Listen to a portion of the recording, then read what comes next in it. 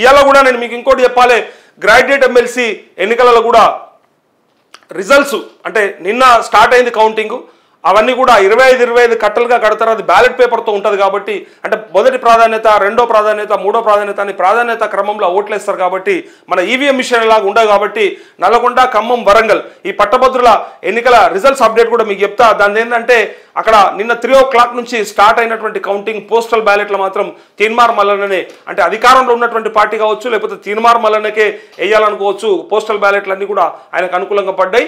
అట్లే నిన్న రాత్రి నుంచి కొనసాగుతున్నటువంటి 3 రౌండ్లల్లో మూడు జరిగినటువంటి 3 రౌండ్లల్లో తీన్మార్ మల్లన్న 12% ఓట్ షేర్, అంటే అదనంగా అంటే 12% అధికంగా మెజారిటీతోని కొనసాగుతూ ఉన్నట్టు దూసుకుపోతున్నట్టు తెలుస్తూ ఉంది. కానీ చాలా మట్టుకు ఇట్స్ వెరీ అన్ఫార్చునేట్ థింగ్ ఏంటిదంటే అక్కడ పట్టభద్రులు కూడా డిగ్రీ చదువుకున్న సన్నాసులు కూడా ఓటు చక్కగా వేయరాకపోవడం, వానికి సోయి లేకుంటున్నాడా?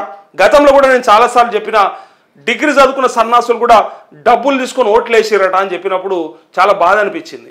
బయట మాట్లాడుకుంటారు, కామన్ పబ్లిక్ 200కు 500కు ఆశపడ్డారంటే ఒక అర్థం ఉంది. వీడు నీతులు చెప్తాడు కదా, నేను అనేది అది. నీతులు చెప్పక సపరేట్గా తీసుకొని మడత పెట్టుకుంటారు, మస్తు మంది ఇళ్ళలా. అది మనం రోజు చూస్తూనే ఉంటాం, ఏ ఎన్నికలైనా చూస్తుంటాం. సప్పుడు చేయరు, దర్వాజాలు తీసి పెట్టుకుంటారు, రాత్రిపూట ఎవడొస్తాడో వెయిట్ చేస్తూ ఉంటారు.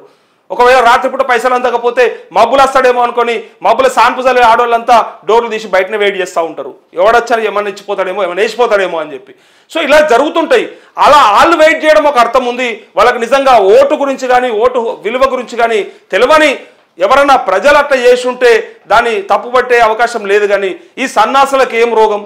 చదువుకున్నారు కదా మంచిగానే, చెప్తారు ఇక నీతులు మస్తు చెప్తారు. ఇక బయటకు వచ్చి సోషల్ మీడియాలో చెప్తారు, వీడియోలు పెడతారు, ఏదంటే అది మాట్లాడతారు. వేదికలు ఎక్కితే వాళ్ళని మించినోడు ఉండడు, ఇక మామూలుగా మాట్లాడరు. ఇక ఓటు మనకు డాక్టర్ బాబాసాహెబ్ అంబేద్కర్ గారు ఇచ్చినటువంటి గొప్ప ఆయుధం.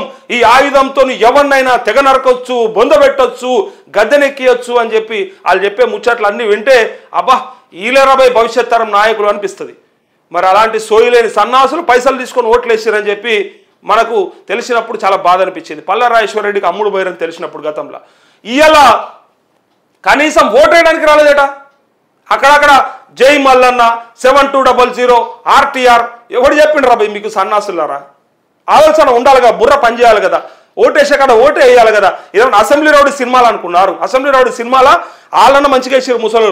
ఇట్లా బ్యాలెట్ పేపర్ మీద వాళ్ళ ఎలక్షన్ కమిషన్ అది గుర్తుంటుంది, అది గుద్దిన తర్వాత పక్కపొంటి ఆయన పేరు ఉంటుండే అలా మోహన్ బాబుది, వంశీ మోహన్ బాబు పేరు ఉంటుంది అలా. బ్యాలెట్ పేపర్ పక్కన బోస్ చంద్రబోసే అనుకుంటా. సో ఆ బోసు నిరపరాధి అని చెప్పేసి ఒక పేపర్ మీద రాసి పెడతా ఉంటారు. సో వీళ్ళంతా కూడా అసెంబ్లీ రౌడీ సినిమా చూసి ఇన్స్పైర్ అయ్యారా మరి ఏందో తెలియదు. కానీ అందులో వాళ్ళ ఫాదరు వాళ్ళ మదరు మా బాబుని జైలు నుంచి విడిపించడానికి మీ సపోర్ట్ కావాలి, కాబట్టి మీరు కోర్టుకు వచ్చి సాక్ష్యం చెప్తలేరు కాబట్టి అవతలోడు భయపడుతున్నారు కాబట్టి మీరు పేపర్ మీద రాసి పెట్టండి అని చెప్తే వాళ్ళు ఎట్లా పెడతారు? ఆ సినిమాలో చూస్తాం కదా మనం, బోస్ నిరపరాధి అనేది సంథింగ్ ఏదో ఉంటుంది. సో అట్లా వీళ్ళు కూడా చేశారట, జై మల్లన్న జై మల్లన్న జై RTR. ఎవరు అడిగిరు వాళ్ళని? ఎవరైనా చెప్పిరా? అట్లా అవసరం లేదు కదా. పట్టభద్రులు కూడా ఓటు సరిగ్గా వేయలేకపోతే ఇంకా ఎవరికో తెలుస్తుంది, ఎవరు చెప్పాలి అనేది. బయటకు వచ్చి నీతులు చెప్పొద్దు. వాళ్ళు ఇంత ఉన్నవాళ్ళు ఇక అయినప్పటికీ కూడా సరే ఇన్వాలిడ్ ఓట్స్ అయిపోయినాయి అవన్నీ కూడా. అది ఇటు కావచ్చు, అటు రాకేష్ రెడ్డి కావచ్చు, అటు ప్రేమేందర్ రెడ్డి కావచ్చు, ఎవరికైనా సరే కావచ్చు. సో ఇన్వాలిడ్ ఓట్స్ వేయడం అనేది చాలా దురదృష్టకరం. ఇక అందుకే మన విద్యా వ్యవస్థ అట్లా ఏడ్చింది. ఇట్లా చెప్తే చాలా మందికి నచ్చది. డిగ్రీ చదువుకున్నని పట్టుకొని A+B+C హోల్ క్యూబ్ అంటే కూడా అది తెలియదానికి. అటు చదివేది మ్యాథమెటిక్స్ అయి ఉంటుంది. అది చదివినోడికి అది కూడా తెలియకుండా ఉంటాడు. మరి 10th ఏం చేసిండో, ఇంటర్లో ఏం చేసిండో, డిగ్రీలో ఏం చేసిండో తెలియదు. కానీ ఆల్జిబ్రా తెలియదు, ట్రిగనామెట్రీ తెలియదు, ఏది తెలియకుండా లాస్ట్కి డిగ్రీలు పాస్ అయిపోయి పట్టాలు అందుకుంటా ఉన్నాం. నిజంగా ఇది గుండె మీద చేసుకొని చెప్పాలి. చాలా మందికి సబ్జెక్ట్ నాలెడ్జ్ తక్కువ ఉంటుంది. విపరీతంగా ఏమనంటే మార్కులు వస్తే చాలు, పాస్ అయిపోతే చాలు, ఆ డిగ్రీ పట్టాలు పట్టుకుంటారు. ఓ ఇంగ్లీష్ కమ్యూనికేషన్ ఏడవదు, ఓ ఇంటర్వ్యూకి వెళ్తే ఫేస్ చేయడానికి ధైర్యం చాలదు. ఇట్లాంటి సిస్టమ్ ఉన్నది మన దగ్గర. మనకు అది నేర్పిస్తున్నారు, పనికి మాలని అన్ని నేర్పిస్తున్నారు, ఏడ వనకచ్చేటి నేర్పియరు. మన చదువులో ఏదన్నా బయటకు వచ్చినాక పని చేస్తుంది అంటే మనం చేసే ఉద్యోగానికి మనం చదివే చదువుకి అసలు సంబంధమే ఉండదు. మనం చదివిన చదువులలో పనికొచ్చేది ఏది కూడా మన ఉద్యోగంలో చెప్పాం. ఉద్యోగంలోకి పోతే ఏం చేయాలో అందరికీ తెలుసు కదా. ఏ జాబ్లో అయినా ఏముండాలో గదే ఉంటుంది. చదువుకున్న చదువు ఉపయోగిస్తారా అంటే ఏదో ఇంజనీరింగో మెడిసినో గవి తప్ప ఇంకెక్కడ కూడా ఉపయోగపడిన పరిస్థితుల్లో ఉంటుంది మన విద్యా వ్యవస్థ. అందుకే డిగ్రీ చదివినోడు కూడా ఓటు చక్కగా వేయలేడని చెప్తా ఉన్న తీన్మార్ మల్లన్న కొంత ముందంజలో ఉన్నట్టుగా తెలుస్తూ ఉంది. రెండవ ప్రాధాన్యత ఓటు అయినా సరే గెలుస్తాడు అనేదే అక్కడ భావన ఉన్నది. అది 3 గంటలకల్లా మ్యాక్స్ టు మ్యాక్స్ 3 to 5 మధ్యలో ఈ రిజల్ట్ వచ్చే అవకాశం ఉంది. నేను అప్పుడు కూడా అప్డేట్ ఇచ్చే ప్రయత్నం చేస్తా.